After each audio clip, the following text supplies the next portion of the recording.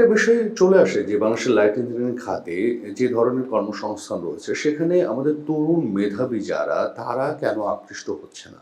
আসলে বিষয়টা হয়েছে কি, আমাদের এখন যে মানে স্ট্রাকচারটা আছে, মার্কেটটা হচ্ছে শুধু মেনটেনেন্সের কাজগুলো আমাদের ধোলাইখালে হয়। ওখানে কিন্তু নতুন ক্রিয়েশন সারা বাংলাদেশের ধোলাইখালের মতো আসলে কতগুলো হাব রয়েছে লাইট ইঞ্জিনিয়ারিং? এরকম প্রায় 40,000 থেকে 60,000-এর মতো আছে, তারপরে ফ্যাক্টরি। উদ্যোক্তা আছে।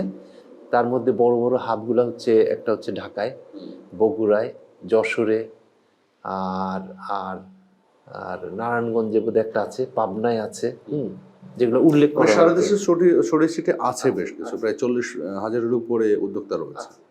কিন্তু ওই যে আপনাকে যেটা বললাম, এরা হচ্ছে সব বটম লেভেল অপারেটর। এদের সাথে যদি ইঞ্জিনিয়াররা থাকতো, এদের সাথে যদি ইউনিভার্সিটি একটু জড়িত থাকতো, তাহলে এই হাবগুলো হতো আন্তর্জাতিক মানের। এই হাবগুলো থেকে টয়োটার পার্টস বের হতো, এই হাবগুলো থেকে মাজদার পার্টসগুলো বের হতো।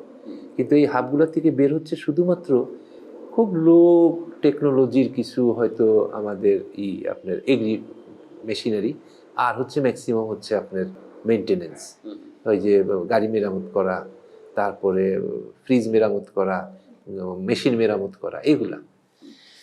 তো ওইটাই আমি যেটা বলতে চাই, আপনি যেটা প্রশ্ন করেছিলেন যে এইখানে একটা ইঞ্জিনিয়ার গেলে তার যে মূল্যায়নটা, সে মূল্যায়নটা হচ্ছে না। ওখানে যে সে একটা প্রফেশনাল অল্টারনেটিভ পায় না। সে একটা ভালো চাকরি যদি পায়, সেখানে কোট টাই পরে বসে যেতে পারে, সেখানে সে সুন্দর জায়গা পেয়ে যেতে পারে, নিরাপদ থাকে, তার বেতন নিরাপদ। এই আমাদের চাকরিগুলোও অতি পাশাপাশি চাকরিগুলা এত রিল্যাক্সের যে আমাদের বাচ্চাগুলা লুক্রেটিভ হয়ে যায়। তো ওইখানে যদি আমরা একটু প্রণোদনা দরকার। ওখানে যেমন ধর একটা ছেলে যদি যেতে চায়, অনেক উৎসাহী ছেলে আছে, কিন্তু ওই যে আপনি প্রথমে বললেন সে লোন পাবে না, সে একটা জায়গা পাবে না, সে একটা আপনার পলিসি সাপোর্ট পাবে না, সে একটা বানাবে একটা জিনিস চায়না থেকে চলে আসছে। আমি আপনাকে একটা উদাহরণ দিই। ধরেন আমি একটা পার্টস নিয়ে, আমি আমার যে ইন্টারভিউজের আমি এখন যে কাজটা করি, আমি কিন্তু এই লাইট ইঞ্জিন ডেভেলপমেন্টের ওই টপ লেভেলের রিসার্চের কাজটা আমি করার চেষ্টা করছি। এবং আমার একটা অফিসে আমি ধোলাইখালেও বসি। ওদের ওই যে আমি যেটা বললাম যে ওদের ওই ব্লেন্ডিংটা নাই, ওদের ওই রিসার্চের জায়গাটা নাই, ওদের ইঞ্জিনিয়ারিং ডিজাইনটার জায়গাটা নাই। এই দুইটা জিনিস হলে কিন্তু ওরা কাজ পেত। ওরা কিন্তু অপারেটর, কাজ করতে পারে। ওদেরকে আপনি যদি ডিজাইন করে দেন, সবকিছু বুঝিয়ে দেন, ওরা করে দিতে পারবে। বাট আপনি ওকে দিলে ও কিন্তু কোয়ালিটি কাজ করতে পারবে না, ম্যাটেরিয়ালটাও জানে না, ডিজাইনটাও জানে না। তো এখন এই কাজটা করতে যে আমি দেখলাম যে আমি একটা পার্টস, আমি কিন্তু বিভিন্ন পার্টস যেগুলো ইম্পোর্ট হয় সেগুলো নিয়ে আমি বসি যে ওকে এই জিনিসটা জাপান থেকে আসে, আমি এই জিনিসটা করতে গেলে কি করতে হবে। ওখানে করতে গেলে আমি প্রথমেই হয়তো টেস্টিং করতে হয় আমাকে, টেস্টিং ম্যাটেরিয়াল আইদার বুয়েট অথবা বিটাকে আমি করি।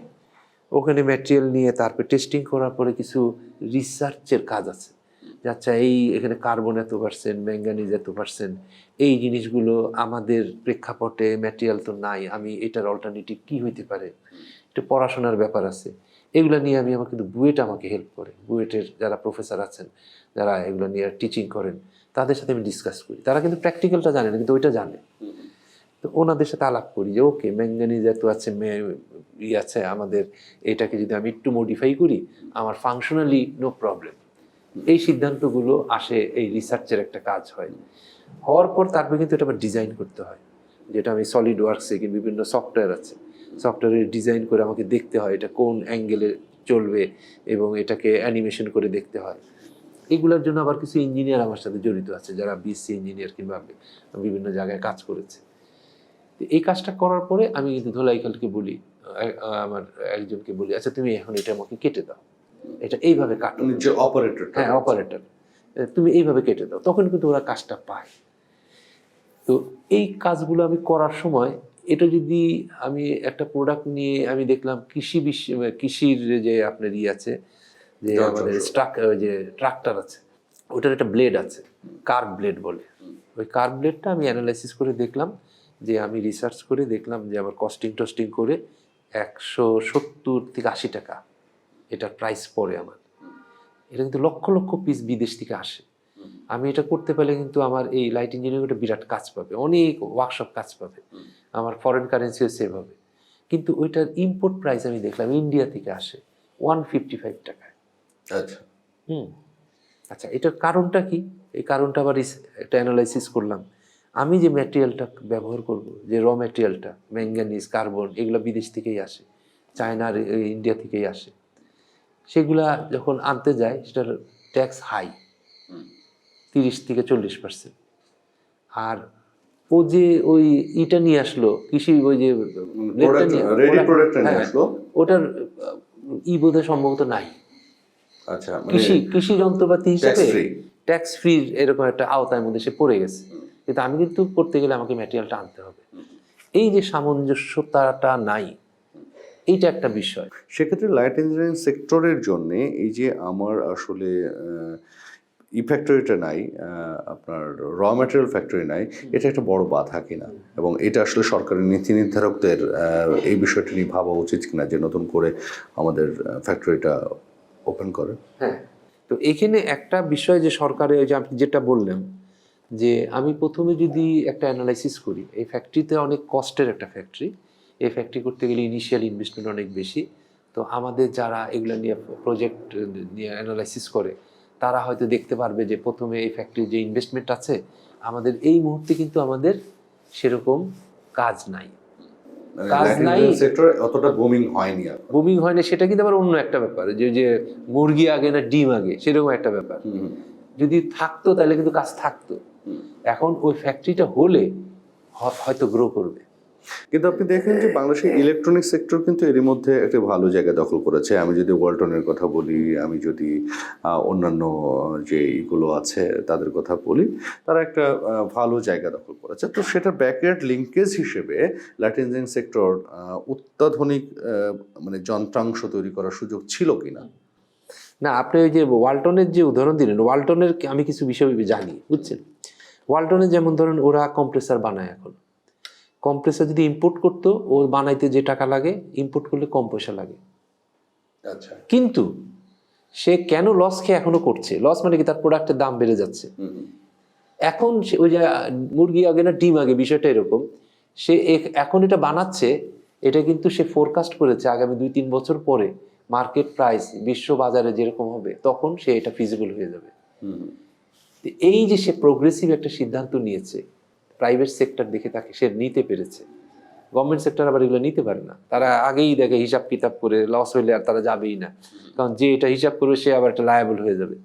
তো এরকম কিছু, মানে আমি বলবো যে কারেজিয়াস সিদ্ধান্ত নিতে হবে আমাদেরকে, অ্যাগ্রেসিভ, আপনাকে অ্যাগ্রেসিভ খেলতে হবে। দেখুন, অটোমোবাইল শিল্পও কিন্তু বাংলাদেশে এরই মধ্যে ডেভেলপ করেছে। আমরা জানি যে বিভিন্ন গাড়ির যন্ত্রাংশ সংযোজন হচ্ছে বাংলাদেশে, তো সেখানেও একটা বড় সম্ভাবনা আছে কিনা? অবশ্যই, অবশ্যই। আমাদের ধরেন প্রোটন সাগা, ওরা কিন্তু ফুল গাড়ি বানায় এখানে, আর অন্যান্য অনেক প্রতিষ্ঠান কিন্তু অ্যাসেম্বলি করে। তো এখন এইটার কিন্তু আমি যেটা বললাম যে আপনাকে আগেই বলেছি যে জাপানে তারা কিন্তু সব আউটসোর্সিং করতে চায়। তো সেই সুযোগটা কিন্তু আমাদের আছে, কিন্তু ওই অ্যাগ্রেসিভ খেলতে হবে আপনাকে পলিসির থেকে, অ্যাগ্রেসিভ কিছু পলিসি নিতে হবে। আপনার কি মনে হয় যে পলিসিতে যথেষ্ট উন্নয়নের সুযোগ রয়েছে, এবং পলিসি এখনো পর্যন্ত লাইট ইঞ্জিনিয়ারিং সেক্টর বান্ধব না? পলিসির একটা ব্যাপার আছে কি, যে আমাদের দেশের আবার মূল সামগ্রিক একটা সমস্যা হচ্ছে করাপশন।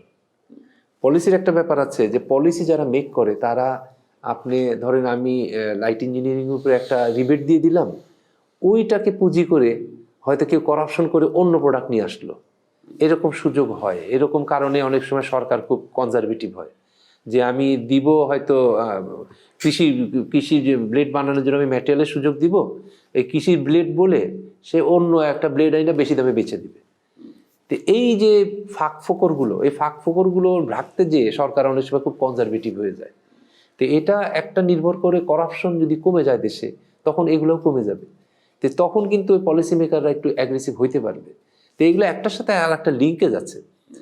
তো আমার মনে হয় যে এখানে পলিসিতে যথেষ্ট সাপোর্ট দেওয়া দরকার। যে আমি যে ব্লেডটার কথা বললাম, লক্ষ লক্ষ পিস ব্লেড লাগে আমাদের, আমি কিন্তু ফিজিবল করতে পারলাম না। তো এই এরকম অনেক বিষয় আছে। কিন্তু আপনার যদি ট্যাক্স রিবেটটা থাকতো তাহলে হয়তো ফিজিবিলিটি অবশ্যই আমি যে ম্যাটেরিয়ালটা যেটা দিয়ে আমি করব সেটার যদি কম্পোনেন্ট কিংবা সেটার যদি ইগুলা যেগুলো কার্বন কিংবা যে এইগুলো আছে, এটা যে এলিমেন্টগুলো আছে সেগুলো যদি আমি লো প্রাইসে আনতে পারতাম তাহলে কিন্তু আমি এটা ফিজিবল করতে পারতাম।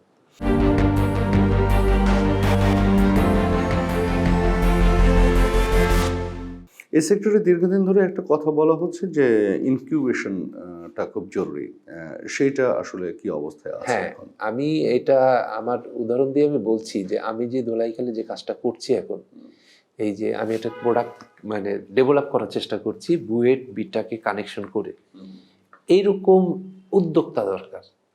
এটা তো আমি একা করছি, কিন্তু এরকম শত শত হাজার হাজার দরকার, যে বুয়েট থেকে পাশ করবে, চুয়েট থেকে পাশ করবে, রুয়েট থেকে পাশ করবে, তাকে যদি আমি প্রণোদনা দিতে পারি, তাকে যদি আমি লো কস্টে লোন দিতে পারি, তাকে যদি আমি এই র ম্যাটেরিয়ালের একটা সাপোর্ট দিতে পারি, হ্যাঁ, সে যদি দেখে যে সে আমেরিকায় গেলে হয়তো 2 লাখ 3 লাখ টাকা বেতন পাবে, সে এখানে যদি বসে দেখে যে সে প্রোডাক্ট তৈরি করে 2 লাখ 3 লাখ টাকা আর্ন করতে পারবে, সে কিন্তু তখন আর যাবে না। তো এই যে আপনার সিস্টেমটাকে যদি আমি এরকম করতে পারি যে একটা ইঞ্জিনিয়ার যে এরকম ক্রিয়েশন করার জন্য সুইটেবল, যে ধোলাইখালের জন্য পরিপূরক, ওরা হচ্ছে লাইট ইঞ্জিনিয়ারিং এর, ওরা হচ্ছে বটম লেভেল, ওদেরকে আপনি সব তৈরি করে দিবেন। এটা একটা পিরামিডের মতো একটা বিষয়, যে একটা রিসার্চ, ছোট্ট একটা রিসার্চ ডিজাইন করে করে দেখা যায় যে একটা রিসার্চের এগেনস্টে 10টা ইঞ্জিনিয়ারের কাজ আছে, 50টা ডিপ্লোমার কাজ আছে, 5000 অপারেটর, ধোলাইখালের 5000 লোকের কাজ আছে। তো এই শুরু কিন্তু একটা দিয়ে। তো এখন ওই লেভেলটা যদি আমি ক্রিয়েট করতে পারি, ওই লেভেলটাকে যদি আমি বিদেশ চলে যাচ্ছে, আমাদের বুয়েট থেকে পাশ করে সব বিদেশ চলে যায়, আমার ব্যাচমেটটা সব চলে গেছে, হ্যাঁ, কারণ ওখানে তারা খুব মানে ভালো একটা লাইফ লিড করছে। হ্যাঁ, তারা মানে তারা এখানে ট্যালেন্টেড ছেলে পেলে ছিল, তারা ওখানে যে তাদের মূল্যায়ন হচ্ছে, বাংলাদেশে তো মূল্যায়ন নেই। সো নতুন যদি আসলে স্টার্ট আপ কেউ শুরু করতে চায়, আপনার পরামর্শ কি হবে? আমি তো বলবো যে এখানে টুডে অর টুমোরো সুযোগ আসবেই, তাদেরকে এখানে স্টার্ট আপ করা উচিত। এবং আমি তাদেরকে বলবো যে বিশেষ করে লাইট ইঞ্জিনিয়ারিং সেক্টরে টিটিআই বিটাকে একটা ইনকিউবেশন সেন্টার আছে, ওখানে 40টা সিট আছে, এটা একটা পাইলটিং, বাট ওখানে যে তারা কিন্তু একটা অফিস নিতে পারে, তারা ট্রেনিং নিতে পারে, ওখানে কিন্তু কমপ্লিট সলিউশন আছে। এটা আমি একটা প্ল্যান করেছিলাম যে এরকম সলিউশন আমাদের দরকার, যে ওইখানে যে ওই যে একটা ছেলে যে প্রথমে যে একটা অফিস নিবে, একটা লাইট ইঞ্জিনিয়ারিং হাবে হয়তো খুব ময়লা টয়লা জায়গা থাকবে, ওরকম দরকার নেই। সে বিটাকে ওখানে একদম অত্যাধুনিক আছে, ইনকিউবেশন সেন্টার আছে, একটা ডেস্ক সে ভাড়া নিতে পারে, সে ওখানে ট্রেনিং নিতে পারে, তার তো বেসিক জ্ঞানটা আছে, ইঞ্জিনিয়ারিং জ্ঞানটা আছে, নলেজটা আছে, কিন্তু তাকে ট্রেনিংটা নিতে হবে স্কিলের জন্য। বিটাকে স্কিল ট্রেনিংটা নিয়ে ওখানে সে অফিস নিতে পারে। হ্যাঁ, এটা আমি একটা পাইলটিং বলছি, বিটাকের অন্যান্য সেন্টারে এগুলো সামনে হবে এবং সরকারের আরো এরকম করা উচিত। তো এখনই তারা যদি যোগাযোগ করে বিটাকের সাথে সংশ্লিষ্ট হয়ে এইরকম একটা উদ্যোগের মধ্যে ঢুকতে চায়, সম্ভব। এবং এইটা করে সে ওখানে বসে ডিজাইন করবে, ওখানে মেশিন আছে, মেশিন ওখানে রেন্টের সিস্টেম আছে, সিস্টেম করে সে একটা পার্টস তৈরি করতে পারে, তৈরি করে সে বিটাকে শিল্প মন্ত্রণালয়ের মানে চ্যানেলে সে মার্কেটিংয়েরও সুযোগ পাবে। তো আমি বলবো যে যারা নতুন উদ্যোক্তা হতে চায় তাদের জন্য কিন্তু হতাশার কিছু নাই, সুযোগ আছে। আপনার কি মনে হয় যে কৃত্রিম বুদ্ধিমত্তা বা এআই অটোমেশনের এই যুগে এসে আমাদের সাধারণ যে লেদ মেশিনগুলো রয়েছে বা ছোট ছোট কারখানাগুলো রয়েছে, তার অস্তিত্ব সংকটে পড়তে পারে? অবশ্যই। আমি তো আপনি আর কিছুদিন পরে তো এখন সারা জাপানে গেলে আপনি তো কোনো ম্যানুয়াল মেশিন দেখবেন না। আমাদের তো এখনো 80% হচ্ছে ম্যানুয়াল মেশিন, 80 না 90%। আমরা বিটাক থেকে ট্রেনিং দিয়ে উদ্যোক্তা তৈরি করে অনেকগুলো ছেলে এখন সিএনসি মেশিন নিয়ে বসেছে আমাদের বিভিন্ন লাইট ইঞ্জিনিয়ারিং হাবে। সিএনসি যাচ্ছে, খুব স্লোলি যাচ্ছে, বাট এটা কিন্তু এখন এই ম্যানুয়াল সিস্টেম কিন্তু সারা ওয়ার্ল্ড থেকে অলমোস্ট চলে গেছে। তো সুতরাং এদের কিন্তু নেক্সট জেনারেশন এই জিনিস আর ধারণ করতে পারবে না, সুতরাং এই ট্রেনিং তাকে নিতেই হবে। তবে আশার বিষয় যে আমাদের কিন্তু আছে, বিটাকের উদ্যোগ আছে, তারপরে আমাদের শিল্প অর্থ মন্ত্রণালয়ের একটা প্রজেক্টের মাধ্যমে অনেক ট্রেনিং হয়েছে, এখনো আছে। সেক্ষেত্রে একটা বড় বাধা বিনিয়োগ কিনা, এবং বিদেশি বিনিয়োগ আকৃষ্ট করবার জন্য সরকারের মানে প্রচেষ্টার প্রয়োজনীয়তা দেখেন কিনা? হ্যাঁ, বিনিয়োগটা তো অবশ্যই একটা সমস্যা। তো এখন সরকারের কাছে একটা প্রক্রিয়া আছে, একটা আমাদের লাইট ইঞ্জিনিয়ারিং যে অ্যাসোসিয়েশন, তারা প্রায় 5,000 কোটি টাকার একটা চেয়েছে, একটা সহজ শর্তে long term low cost fund চেয়েছে। তো সেটা যদি এবং সেটা সম্ভবত কোনো ডোনার ফান্ড থেকেই হয়তো সরকার এটা চেষ্টা করছে। তো এইগুলা আসলে আরো মানে আমাদের বলবো যে ত্বরান্বিত করা দরকার এবং এই উদ্যোগগুলো আরো বাড়ানো দরকার। বাংলাদেশ ব্যাংকেরও কিছু আছে, এসএমই ফান্ড আছে, বাট সেগুলাও চ্যানেলাইজ করে যারা নিতে চায়, এই এই জিনিসগুলোও কিন্তু অনেকে ঠিকমতো জানে না। আমি একবার কথা বলেছিলাম লাইট ইঞ্জিনিয়ারিং যে সমিতিটা রয়েছে তার সভাপতির সাথে, তিনি বলেছিলেন যে হ্যাঁ ফান্ড আছে সব জায়গায়, বাংলাদেশ ব্যাংকের আছে, এসএমই, কিন্তু আসলে উদ্যোক্তারা বা ব্যবসায়ীরা, ক্ষুদ্র ব্যবসায়ী এটা পায় না। হ্যাঁ, এটাকে সহজলভ্য করা যায় না। এই ব্যাপারটাকে কিভাবে সমাধানের দিকে যাওয়া যায় আপনার কি মনে হয়? দীর্ঘদিন এই সেক্টর নিয়ে কাজ করছেন আপনি। এটা ওই যে আপনার আমলাতান্ত্রিক কিছু ঝামেলা আছে, যে এই কাগজ ওই কাগজ এরকম কিছু ফর্মালিটিজ আছে, এগুলোকে আরো ইজি করতে হবে। এগুলা ওই একটা উদ্যোক্তা ওই ব্যাংকে যে দৌড়াবে সেই কারণে কিন্তু কেউ যেতে চায় না ব্যাংকে, যে ব্যাংকে যে দৌড়াইতে হবে, ব্যাংকে অনেক দীর্ঘদিন অপেক্ষা করতে হবে। এটা আরো সহজলভ্য এবং ব্যাংকগুলোকে আরো ডাইনামিক হইতে হবে। আপনার কি মনে হয় লাইট ইঞ্জিনিয়ারিং আগামী দিনে পোশাক খাতের বিকল্প হয়ে ওঠার সম্ভাবনা সত্যিই রয়েছে? আমাদের একমাত্র মানে আমি বলবো যে মেইন বিকল্প হচ্ছে লাইট ইঞ্জিনিয়ারিং, এবং এটা সম্ভব। এটা শুধুমাত্র কোঅর্ডিনেটেড এফোর্ট দরকার। আমাদের ইউনিভার্সিটি থেকে শুরু করতে হবে, এইটা কাউকে দায়িত্ব নিতে হবে যে ইউনিভার্সিটি থেকে কাউকে বলতে আসলে আপনি কাদেরকে বোঝাতে চান? এটা তো শিল্প যারা দেখছে, যারা আমাদের মন্ত্রণালয়, শিল্প মন্ত্রণালয়ের একটা আছে, শিল্প মন্ত্রণালয়ের আন্ডার বিটাক আছে, এসএমই ফাউন্ডেশন আছে। তো এগুলোকে কোঅর্ডিনেটেড করে একটা বাণিজ্য মন্ত্রণালয়েও একটা আমাদের আছে, লাইট ইঞ্জিনিয়ারিং একটা ডেভেলপমেন্ট হাব আছে।